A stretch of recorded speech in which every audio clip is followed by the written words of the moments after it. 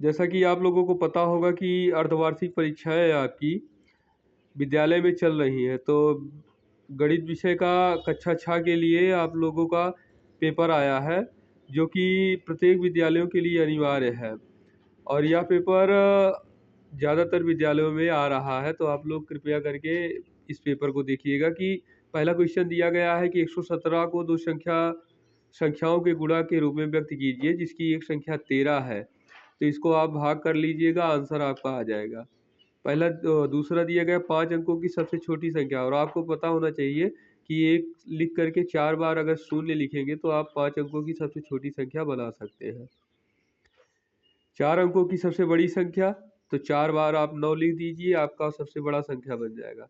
-11 का योगात्मक प्रतिलोम, तो अगर माइनस में योगात्मक प्रतिलोम पूछा है तो आप प्लस में कर दीजिएगा, +11 लिख दीजिएगा, आंसर आ जाएगा।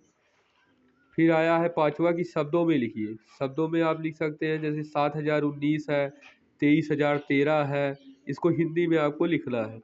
0 और 6 के बीच सभी पूर्णांक को लिखना है। सातवां है कि 6 से 24 भाग देना है, तो 4 आंसर आ जाएगा भागफल। 5 की पूर्ववर्ती मतलब एक घटा देना है, और अनुवर्ती जैसे अगले सवाल में पूछा गया तो इसमें एक जोड़ दीजिएगा। 91 प्लस करके दिया गया, इसका योगात्मक प्रतिलोम, तो 91 का 91 ही रहेगा, माइनस नहीं होता है, प्लस में ही आंसर आता है इसका। +4 को संख्या रेखा पर दिखाइएगा। आप जब दाहिनी तरफ आप जाते हैं तो आपका प्लस होता जाता है, बाईं तरफ जाते हैं तो आप माइनस होता जाता है किसी भी रेखा पर। इसके बाद यहाँ पे संख्या पूछा है, रिक्त स्थान की पूर्ति कीजिए, इतना दिया गया है और इसमें जोड़ना है। तो आप किसी संख्या से अगर जोड़ते हैं तो वही संख्या पुनः वापस आ जाती है।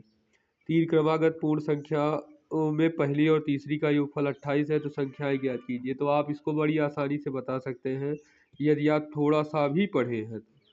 3, 4, 5 से बनने वाली 3 अंक, तो इसमें कुछ करना नहीं है। जैसे 3, 4, 5 दिया गया है तो 435 हो गया, 345 हो गया, 543 हो गया, 453 हो गया। इस तरह की संख्याएं आप बना सकते हैं। ए गुणे ब्रैकेट में बी धन एक्स है, तो ए का गुणा बी से भी करा दीजिए, सी से करा दीजिए, आपका आंसर आ जाएगा। और आगे आप लोगों का दिया गया है सारणी भरना। जैसे देखिए 7, 11, 13 का क्रम है 17 तक, उसके बाद फिर माइनस होता चला गया, तो -17 यहाँ खाली है, तो दो संख्या है तो आपको 11 और 7 मिल रही, लेकिन 13 नहीं मिल रहा, तो आप 13 भर दीजिए, -13। -47 का मान, तो ये भी योगात्मक प्रतिलोम है, तो आप 47 लिख दीजिएगा। प्लासी का जन्म ये पूछा है तो आप इसमें घटा दीजिएगा। इन तीनों संख्याओं का गुणा कराएंगे तो इसमें माइनस में आंसर आ जाएगा। इन दोनों संख्याओं का गुणा कराइए और इन दोनों संख्याओं का गुणा कराइए, और दोनों का जो मान आया आपस में घटा दीजिए। बाकी सत्य असत्य दिया गया है, आप लोग आसानी से कर सकते हैं। यदि आपको हमारा वीडियो अच्छा लगा है तो अभी तक हमारे चैनल को सब्सक्राइब नहीं किए तो चैनल को सब्सक्राइब कर दें और बेल आइकन दबा लें, जिससे हमारा वीडियो आसानी से आप तक पहुंचता रहे। धन्यवाद।